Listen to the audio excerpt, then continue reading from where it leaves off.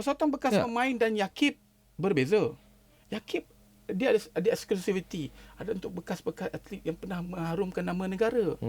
Kalau kita nak letakkan, minta maaf, kalau nak letakkan pemain bola sepak semua keseluruhannya duduk di bawah Yakib satu payung, rasanya Yakib tu tak mampu melakukan tersebut, tak mampu payung seluruh. So persatuan bekas pemain di negeri dahulu harus aktif, baru di peringkat kebangsaan. Awak lah buat long start. Kita ada orang lebih tua daripada kita. Yang tua kita hormati. Tapi tidak di padang golf. So boleh makan. Kalau kita kita fikirkan FM perlu lakukan, tak. Ia harus, somebody have to do it.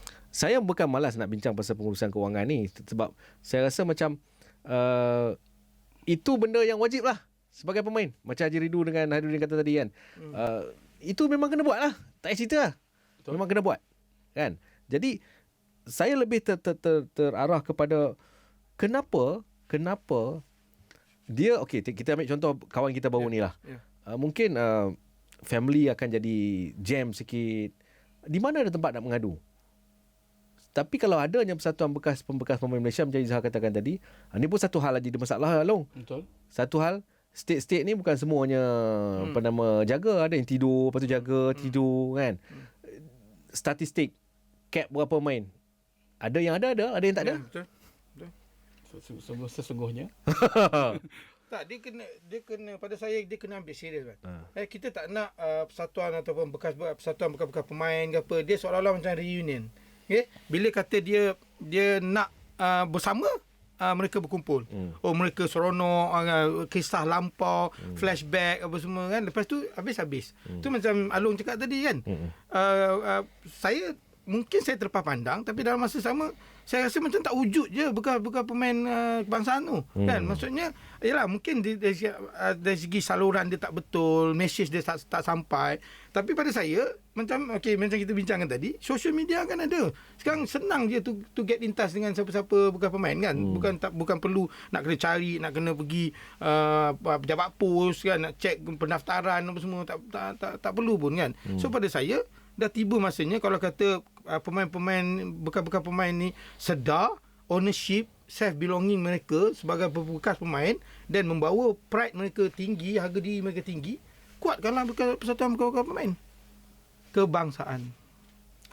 Dan masa kalau undi tu boleh automatic inclusion, maksudnya bekas pemain kebangsaan tu automatic inclusion, dia perlu secara otomatis duduk sebagai ahli. Yes, duduk sebagai ahli. Dan jika Yakib boleh buat program kolaborasi dengan UNICEF untuk memastikan ahli Yakib itu ada ilmu untuk meneruskan kelangsungan hidup, maka bekas pemain itu boleh lakukan. Boleh lakukan. Jadi saya terpanggil juga, rasa macam betul lah kalau buat. Okey, silakan. Okey, Ban. Saya nak just recall sebelum saya lupa kan. Satu yang kita nak harus contohi adalah Perhebat. Tu Perhebat tu adalah askar bekas tentera. Dia tahu dia nak retire, dia ada sediakan kos untuk apa-apa kursus, apa-apa kemahiran yang dia perlu. Cantik. Saya ambil perkataan tu sebab apa? Saya pun datang.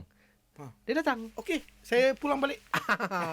Datangnya sebab saya rasa bila contoh ada persatuan, kalau boleh letaklah orang yang komputer boleh buka, ada email, kan. Maksud dia ada benda tu, besok kerjasama di antara KBS dengan Kementerian Pembangunan Usahawan dan sebagainya akan lebih senang lah. Lepas pemain, kita masuk kursus ni, kita boleh buat macam ni. Tapi sekarang ni, kita ni bekas pemain ni, sorry to say lah Long, kebanyakannya terarah kepada aku nak jadi coach. Lepas tu lesen pergi ambil, fail C, tak pergi ambil dah. Lepas tu ada seorang lain hamba Allah ni, saya tak mau cerita siapa lah, bekas pemain kebangsaan juga. Saya bersetuju dan juga tak bersetuju. Tak tahulah kalian berdua, saya nak minta komen. Aku dulu main Malaysia lah, takkan nak suruh aku ambil lisensi balik. Bagi terus je lebih. Ada? Kalau kita nak status kita itu secara otomatis mendapatkan sijil, bagi dia tak adil lah. Sebab bila kita memimpin satu pasukan, dia melibatkan kos kewangan. So bila kita sebut tentang profesional, dia result oriented, tentang keputusan. Baik. Jika kita tak ada kemampuan untuk jadi jurulatih, atas sekadar nama sahaja, pernah main negara, tapi kita tak ada kualiti dan pasukan tu bayar kita gaji 20,000 tapi sudahnya tak ada apa-apa, duduk di tercorot. So, macam mana kita nak justify pembelanjaan pengurusan tersebut? Okey. Saya nak baca komen di Facebook dari Juragan Kolob. Kenapa selalu players bola ni kena show off glamour dan kemewahan mereka kat luar? Sepatutnya sebagai pemain profesional, mereka kena tunjuk kemasyhuran mereka dalam padang, bantu pasukan negara ke tingkat lebih tinggi. Ni dalam FB cerita-cerita sampah, pergi bercuti dengan girlfriend, tunjuk kereta mewah. Kita ambil contoh terdekat seperti jadi kawan kita lah, akibat kekayaan hidup terpaksa jual kasut emas. Okey. Fairuz Airam kata rasanya setiap pemain bola sepak kena ambil knowledge, bukan hanya bola sepak saja tapi kena ambil kelas pengurusan kewangan oleh kerana mereka ini terlalu fokus dalam bola sepak sehingga kan tiada masa untuk memikirkan masalah-masalah seperti yang dimaklumkan.